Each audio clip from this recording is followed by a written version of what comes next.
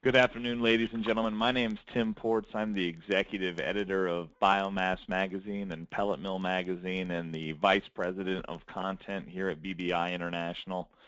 I want to thank everyone for joining us today. Really, the outcome that we're looking to have today is really to inform professionals that are considering speaking at this year's International Biomass Conference and Expo in Charlotte, North Carolina, happening just before Tax Day.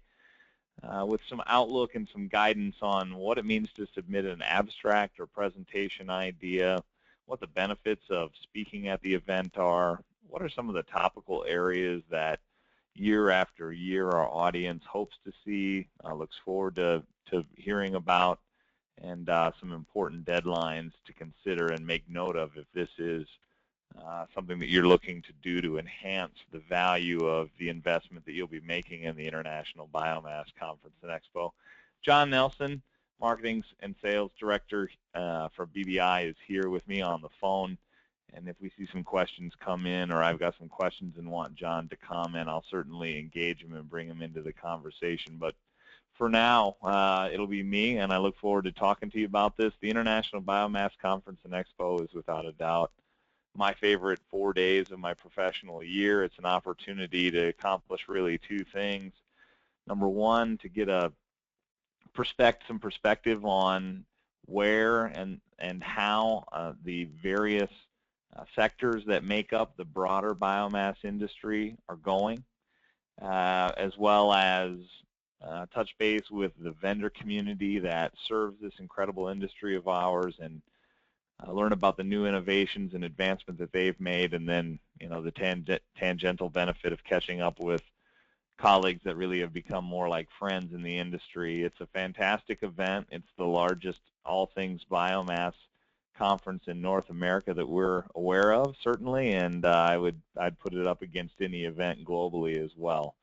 So if you're interested in the biomass industry, if you're participating in this industry, if this industry represents real revenues for your organization's products or services, then you need to be there. You really do. And I hope to make the argument today that not only do you need to be there, you need to be a part of the event as a speaker. So, let's talk a little bit about what we'd like to accomplish here in the 15 minutes or so that I've got your attention. Deadlines are important, and we've got a really big one coming up next Friday, so I want to cover that and talk about what those mean, because the deadlines really do drive the agenda development process. And again, if this is something that you want to be a part of, you need to heed those and you need to hit those deadlines, because the agenda development process will begin in earnest beginning the week after next. And certainly if you want to be a part of the agenda, you need to have your hat in the ring. I do want to talk about how the conference is organized. We've organized the conference in the same way for the last 4 years. We've organized the conference by track, and those tracks are connected to energy products.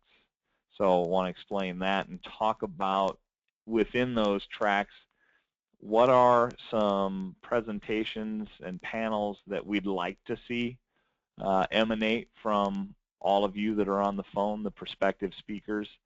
Some of these are rooted in panels that occur year after year, populated by different professionals, and are sort of recurring favorites. And then obviously some new ideas that we'd love to put together a compelling panel on. I want to talk about the benefit of being a part of the agenda, what that means for speakers. And I want to talk a little bit about a co-located event that we're very excited to talk about and have at the event. And then I want to talk a little bit about the men and women that make the International Biomass Conference and Expo a part of their professional year. So let's dive into those deadlines while I've got everybody on the phone. Next Friday is the speaker presentation deadline, the submission deadline. And I know you've received emails, and I'd just like everybody to make a note of that date. Interestingly, about 90% of the abstracts that we actually receive on the 18th. I don't know what to make of that, but that's cutting it awful close. So please mark December 18th in your calendars. If you're having a hard time submitting an abstract via the portal, raise a hand. There is a contact email address on the Submit Presentation Ideas page on the Biomass Conference website. If you have a challenge or you're new to the process, raise your hand via email. Someone will help you. I can assure you of that. So please mark December 18th down. We'll talk a little bit later in the webinar about what makes a good presentation abstract summary. The early bird deadline for conference registrations is March 2nd. We accept poster abstracts. We have a poster session that we've been growing incrementally year over year, and we keep the portal open for poster abstracts all the way to March 7th. And that owes to the fact that the actual in-person presentation agenda just takes longer to develop, to confirm all those speakers, and so we try and leave the poster deadline and poster portal open as long as we possibly can. For exhibitors that want to buy a booth and make sure that their brand is reflected in our program guide and all of the on-site signage, and this is important, the deadline to make that purchase is March 17th, 2016. If you wait that long, I can assure you that yes, you'll be able to get a booth, but the premium booth space will all be spoken for. So if this is an investment you're considering making, I wouldn't wait until March 17th. But those are the deadlines nonetheless, and really those reflect the deadline to get, again, the information about your organization, the logo, the location of your booth to the printer so that the on-site signage and program guide can direct people to that space. And then awards. We do have 2 industry awards, and we take nominations for those awards all the way to March 18th. So write those down. The one at the top of the list is the one that's right around the corner, and in my mind is the most important one and the one that I want to certainly make everyone aware of today. Next Friday, speaker presentation and abstract deadline. So please heed that, and I look forward to your submissions. So let's talk a little bit about how the conference is organized. And I think what I'll do is I'll just whiz through these 4 slides sort of one after the other, and then I'll come back and dive a little bit further into each one. The conference is organized into 4 tracks. The first track, pellets and densified biomass. The second track is our biomass power and thermal track. The third track is our biogas and landfill gas track. And then our 4th track is advanced biofuels and bio-based chemicals.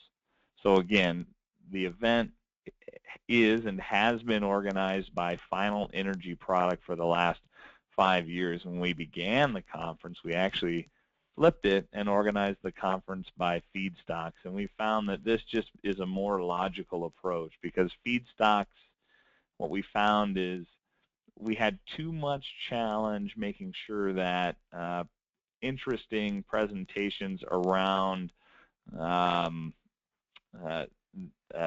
certain energy product wouldn't overlap. So we'd very often have panels unfolding at the same time that held interest for the same people, and we heard from attendees that just wasn't optimal, so we made a change. We still have some of that. There's so much good content here that people can't be in the same place at the same time, but we really feel like this is the most logical way to organize the event. So let's talk just very briefly again about some potential panels inside of the pellets and densified biomass.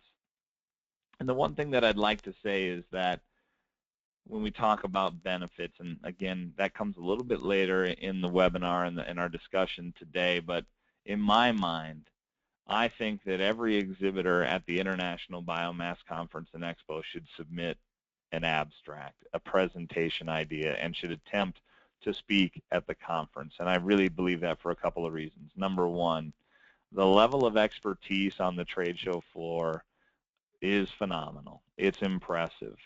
And I think sometimes our vendors and our exhibitors, they take for granted the value of their particular expertise, that they don't believe that it would be interesting in a conventional presentation. And I would argue that, in fact, a highly evolved A technical sales representative can give a very compelling presentation that's not pitchy, that delivers real value to our audience, and will have the desired effect of driving people to their booth for follow-up questions. I believe that.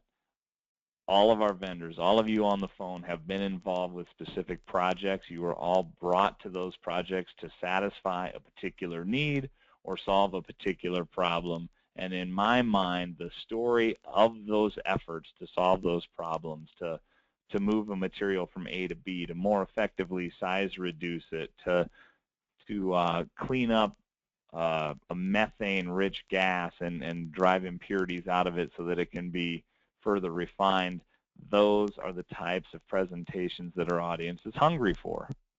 A presentation that is, here's our product and here's why it's great, without connecting it to any real-world experience, will feel like a commercial and it will turn people off. But there is a difference. There is a way to do it right. I see it year after year after year. And I know the people that do those types of presentations where they talk about case studies, where they talk about lessons learned in a real environment, are rewarded with follow-up inquiries. So I want to make that very clear. And if you have questions on that, and I have conversations every year in the run-up to the event from potential presenters that are concerned that they don't want their presentation to seem too commercial, too pitchy, too much like an infomercial, and I'm happy to have conversations. So send an email to the same email address that you see on the Submit Presentations idea. Ask for some time with me. I'll be happy to give it to you. So with that, let's dive into the potential panel topics. I was looking through conference agendas. Dust management, fire and explosion risk abatement is a very real concern for people that handle woody biomass, not just in the pellets and densified biomass side, certainly in the biomass power and thermal space as well. And every year we have a very good panel around this idea. Storage solutions, how to safely store pellets inside or outside, either inside next to an appliance that they'll be fed into, or outside as they await movement on to some next destinations. Inbound material handling strategies. This is where we have so many vendors that participate in material handling and moving either raw materials from A to B or finished goods from A to B. And there's so many efficiencies to be gained. There's so much money to be saved. There's so much safety to drive in that I just think there's a real great panel opportunity there. Pellet plant design. The funnel of proposed pellet facilities still has more in the tank, if you will. More developers are looking to build a pellet facility of their own. There are design approaches that can optimize a facility for certain markets. So every other year, almost every year, we have a panel around this notion of plant design. Non-pellet densification approaches, briquettes and logs. We always touch on torrefaction in the conference. Prolonging pellet press wear part life, that's been a big content bucket lately that we've had some great presentations in. Quality assurance programs and how to bring those into your facility and make them work for you and open up markets and generate more interest in your products, and how that affects the economics of your plant. Feedstock tracking and sustainability requirements, a big deal. Pellet producers who are playing in the European space, certainly. The Sustainable Biomass Partnership and their program comes to mind. Certainly like to see them on the agenda this year. How about pelletizing non-woody feedstocks, ag residues, or waste streams? We could look for presentation ideas on that. Be interested to see if we could pull together a panel around that concept. Emissions control from drying lines and pelletizing lines. This is something that I became aware of a couple of years ago while on a trip to Georgia Biomass, and it was discovered that there were volatile organic compounds above the threshold coming off of their pelletizing line. That was kind of a discovery that the industry had made, and how do we capture those and destroy those and bring the plant back to compliance? And then again, how do we not only store and handle and move pellets, but how do we do that safely? buildup of carbon monoxide, enclosed spaces, some of these issues as we again look to move this material onto large ocean-going vessels to deliver to European and Asian markets. All right, biomass, power, and thermal. See if I can get through these a little bit quicker. Technical considerations of biomass co-firing. I know that I mentioned Clean Power Plan further down in the list here, but we have a team actually right now at a PowerGen conference, large conference in Las Vegas. Sounds like Clean Power Plan, not surprisingly. Very, very large discussion point. So how does the biomass industry prepare for this potentially? What could it mean? What does it realistically mean? I see a panel definitely around that concept. Maximizing boiler performance. This gets a little bit into the rare air outside of my capacity to understand, but there's some incredible talent from a boiler perspective walking around the International Biomass Conference and Expo. We always have a really good boiler performance panel. Small scale CHP. Biomass scales very, very well. District biomass heating. Looking forward to presentations around that. Larger systems in place. St. Paul, Minnesota, just across the river from where I am right now, has a biomass-powered district steam system. When the conference has been here, we've had guests or attendees tour that. So those types of operations are very interesting. Upgraded biomass as a coal replacement. How does that fit in? So that we're talking about maybe steam exploded, essentially taking biomass and delivering to that biomass with some sort of process, some performance characteristics that really allows it to be commingled with coal more seamlessly. Again, here's the Clean Power Plan. Gasification. The last couple of years we've had a strong gasification panel. I remember doing a head count at a gasification session, and very, very strong attendee turnout at gasification panels. And so lastly, making the most of planned outages and strategic O&M. Very definitely looking for speakers that can speak on those subjects. All right, let's move to biogas and landfill gas. Cellulosic RINs. Biogas seem to be the sort of the darling of the RIN story right now. A lot of producers are realizing that they've got a real opportunity to make the economics of their plant look even better by leveraging these RINs, the renewable fuel standard, and the economic opportunity therein for them. Co-digestion approaches. It seems more and more common that digesters are taking in multiple waste streams. What may have started as a manure-only digester now incorporates food waste. We just completed a plant data verification today for a couple of facilities in Ohio that started out as manure-based, and now they've got depackaging equipment, and they are co-digesting food waste. Mechanical approaches to increasing biogas production. Here's your mixers and your propellers, these types of things that agitate your digestate to boost that biogas production. But what about chemical and biological approaches? Certainly looking for expertise around that. Each one of these tracks, maybe I've skipped over case studies, but anybody, a developer, a builder of in this case, digesters, we welcome those case studies. We always try and have at least a case study panel where people share lessons learned in the building and early operation of various biomass facilities, including digesters. Deploying digesters at existing bioenergy facilities. Digester facilities show up at ethanol plants. Digester facilities show up at wastewater treatment plants, on and on. So we're looking for expertise there. I mentioned wastewater treatment plants. There it is. Again, design principles for digesters, complete mix, plug flow, new advances in digester design. Also O&M in the biogas and landfill gas category. Did a story for Biomass Magazine last year on a major O&M, third-party O&M provider in this category. Learned a lot. We know that third-party O&M happens in power plants all the time, and it's a business model that's being utilized and deployed more and more in the biogas space. Biogas is a vehicle fuel. What does it take to upgrade this biogas into a compressed, clean enough fuel to run in a compressed natural gas or compressed biogas car. Again, that's required if you're going to generate RINs. How to finance a biogas project, and then monetizing digestate. Once the biogas comes off and you monetize that, how can you maximize the economic opportunity in the digestate that remains in your reactor? So that's what we're looking for in that track.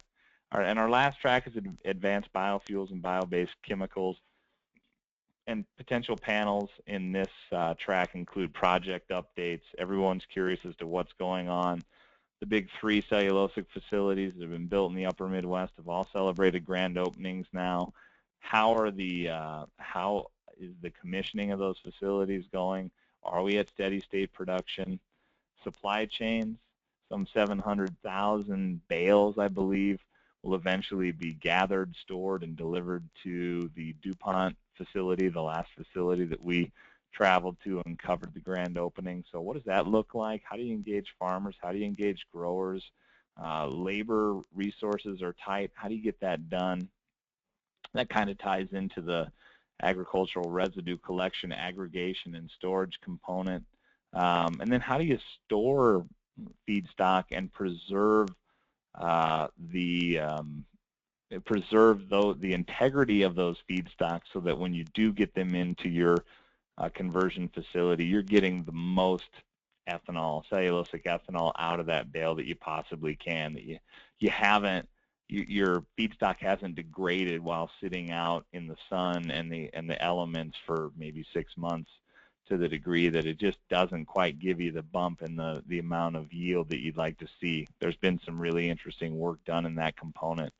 Pre-treatment, how are we pre-treating this? What's the very first step in the process, and what if you're playing in that category and you've got some pre-treatment approaches that you believe can make it easier to get at those convertible sugars in biomass feedstock? Certainly looking for those types of presentation. Pyrolysis. Pyrolysis is a bit like gasification. It's kind of that next step technology, and it always attracts a big audience. So if you've got expertise in pyrolysis, know that we definitely have panels on that. Non-traditional feedstocks, so corn stover seems to kind of dominate the advanced biofuels category right now, but what about purpose-grown crops like energy sorghums and energy canes? Those are the types of presentations we imagine flowing into a panel like that. About every other year we have an algae panel. We cover that sector. Curious to see if we'll get some algae presentation ideas. Would love to have another algae panel. Again, kind of depends on what we receive. And then 2 conversion pathways, either biological or thermochemical, and we're always interested in hearing from technology providers, process providers around that space. So I realize that was kind of a whistle-stop overview of what we're looking for. These topics will be posted on the Submit Presentations page, and I urge you, have a look. If you didn't hear what you were hoping to hear, send me a note. This is not an exhaustive list. This is meant to illustrate the range. So again, don't be disheartened if you didn't see what you were hoping to see. Reach out, raise a hand, talk to me about why it's important. I love those types of calls. It helps me do my job. All right, let's talk a little bit about speaker benefits. The first thing that I would say is the audience, and we'll talk about the audience next. So a little bit of a spoiler alert, and John brought this to my attention before we started the call. About a third of the conference attendees last year identified themselves as either current or future biomass energy product producers. So these are people that work at pellet mills, work at biomass power plants, work at a digester, work at an advanced biofuel facility. So these are people with budget, people that need your products and services. That's the #1 benefit right there. And how do we distinguish ourselves from the other conferences in the space? Well, we distinguish ourselves in this simple fact. Our business model is that producers, every producing facility, there's some 1,600 bioenergy facilities that we track. Every producer that raises their hand and says, I'd like to attend, gets 2 free passes. So that's the first way, and that's our business model. That's how it works. We connect producers with the vendor community. And that's how it works. So that's the number one benefit. I could talk on and on about our speaker support, but anybody who's been a part of the event knows that they're well taken care of. The production value of our event is very high. And my sense and my suspicion is that most people don't even notice that the production level is high, and we think that's a good thing.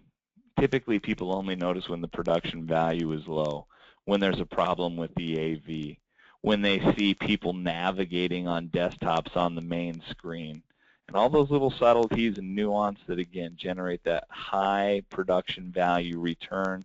If it doesn't go badly, it's hard to notice. It's hard to notice, but we take that stuff very seriously. We wring our hands over it, and we demand that our partners in that category do it right, and we do it well. And I think we've got it down. The marketing effort, and maybe I'll ask John to jump in here. John, if you want to just take yourself off mute. You know, the number of impressions that we generate, and I'm going to ask John to weigh in here, in the run-up to the event is staggering.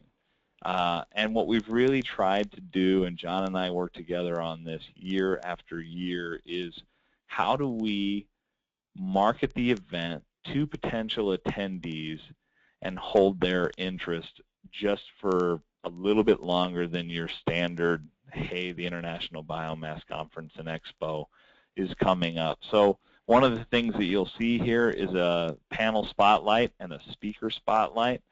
So what we try and do is we actually try and build some content around the marketing efforts. And in some instances, that content may very well be your panel, or better yet, it might actually be you. So here you see one of the instances of Biomass Bulletin that goes out.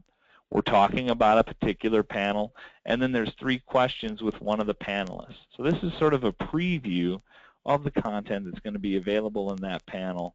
We know that this gets read. John, go ahead and talk about, again, sort of the scope of the marketing efforts and maybe just some anecdotal stuff on click-through. Yeah, definitely, definitely. So, you know, leading up to the event, one of the, as Tim was alluding to, we really drive our marketing efforts for the International Biomass Conference and Expo through content, the content that you as a speaker are providing. That's what attendees are there for.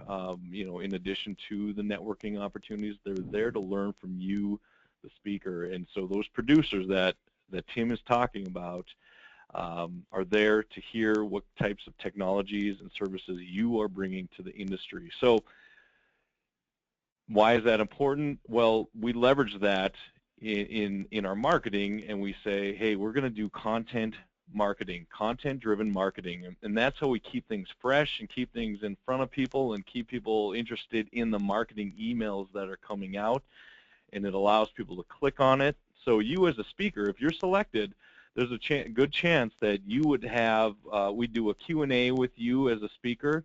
We'd highlight the panel you're on. You'd also be sitting on the website of the International Biomass Conference and Expo, and people can click on it, as you can see here.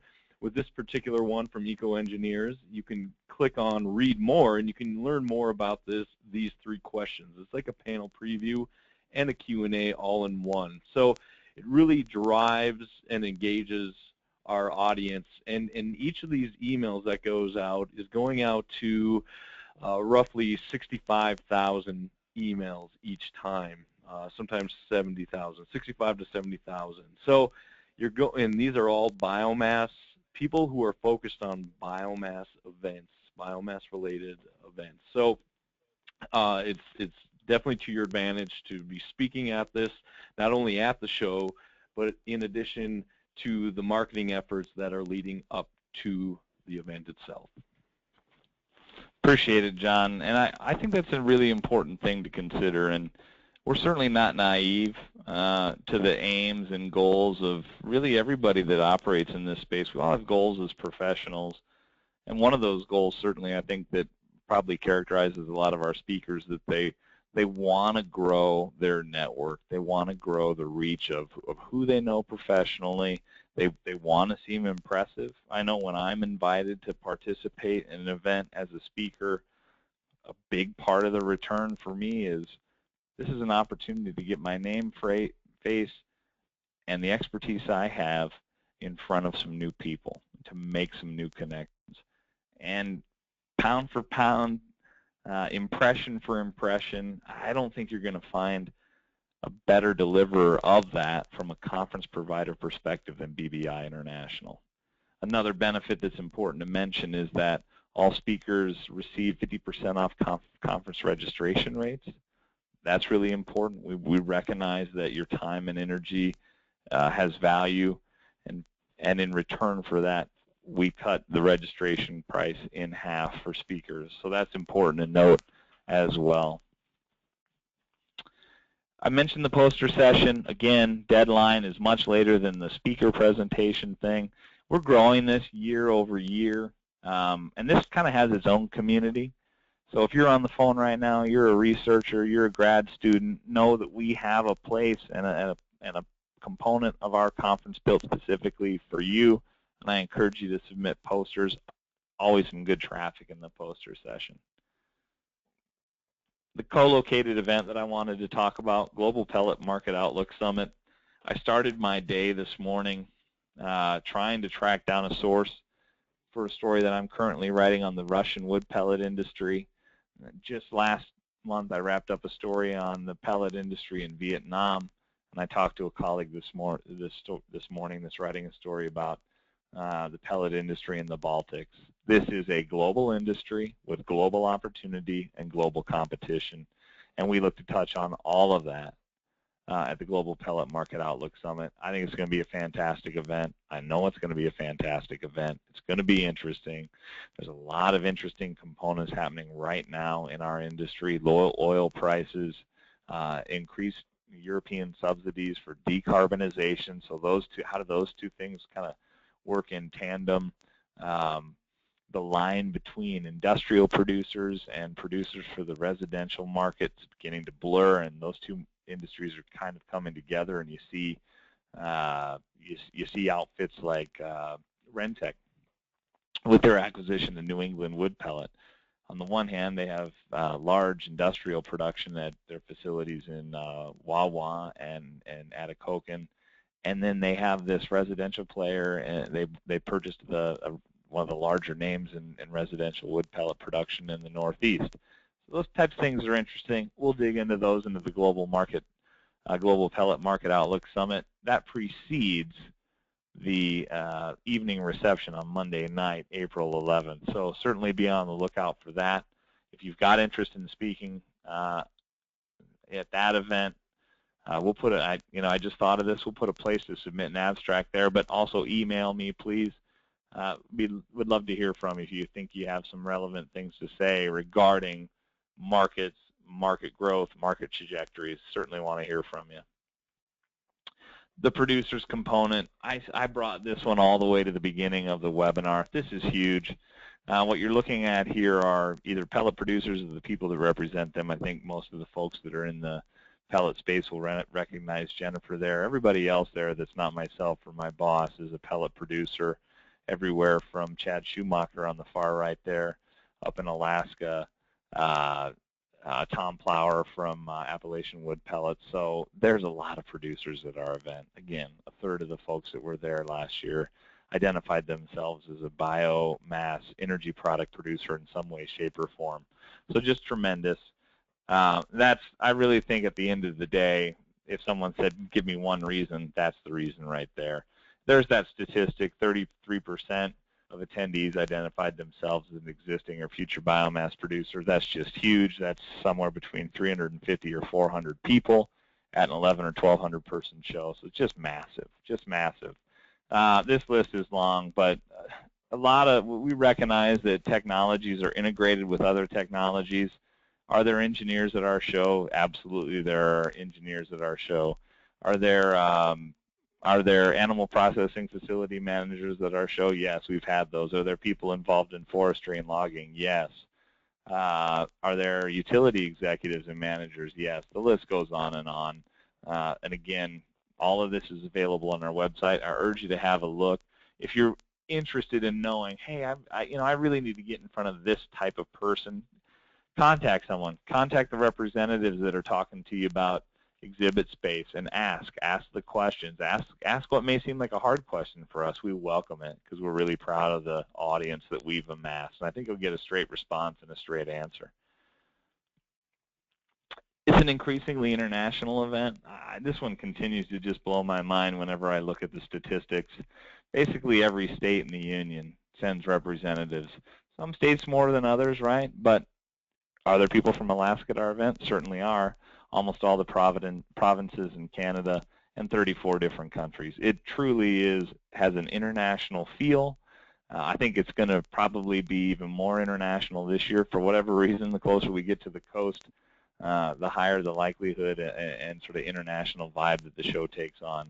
Orlando 2 years ago was just tremendous, and I think the event really turned a corner, and then those folks go back and talk positively about the event to their colleagues in their respective countries, and we end up bringing more and more of those folks back. So definitely international. If that's an important component, you're trying to grow your business from a global perspective, yeah, I'd urge you to take a look at those numbers. The confidence, I mean, I can tell you that every time we run our surveys, we struggle to even publish these because the numbers are so high that they don't even seem real. But these are the real numbers. In fact, if I had to guess, my bet is that it's like 99.95. Attendees have a good time when they come to our event. They learn, they network, the food's good. Again, the production value is high. Attendees are happy about our event. They keep frequenting. They come back. We retain our audience. We grow our audience every year. And again, I think that just speaks volumes to a lot of the work that we do to bring great experts to the event as presenters. A quick shout out to some of our current sponsors and partners. Towards the bottom, you can see that really every association that plays in this space is a supporting organization, and some of the largest names of for-profit entities that are playing in the biomass industry support the event as sponsors and partners. Big thank you to all of them. Couldn't happen without it. I say it year after year. Conferences wouldn't exist without the financial investment, and it's a big, big deal. And if you're on the phone and you're considering participating, all I can tell you is pull out all the stops, engage with the conference in every way that you possibly can, sponsor it, have a booth, find a way to make your brand appear in as many places at the event as you possibly can, including on the agenda. That's all I've got. I've kept you for longer than I wanted to keep you. Next Friday is the deadline. If you have questions, send up a flare, raise a hand. Presenting at the International Biomass Conference and Expo, whether you're exhibiting or not, is just a must if you want to propel your career, your organization's trajectory forward in this industry. It's not a waste of time. There's plenty of return there for the investment that you'll make. If you are making an investment, and as you can see, a number of organizations already are, and I'm speaking to them right now, by the way, please consider submitting a presentation abstract. It just enhances the value and the opportunity for a return.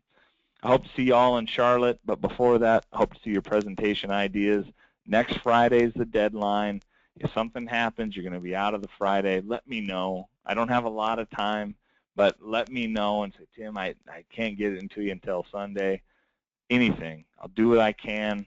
Again, look forward to seeing your presentation ideas. Certainly want to see you in Charlotte. Thanks for hearing us out. It's a great conference. Hope to see you there. Take care.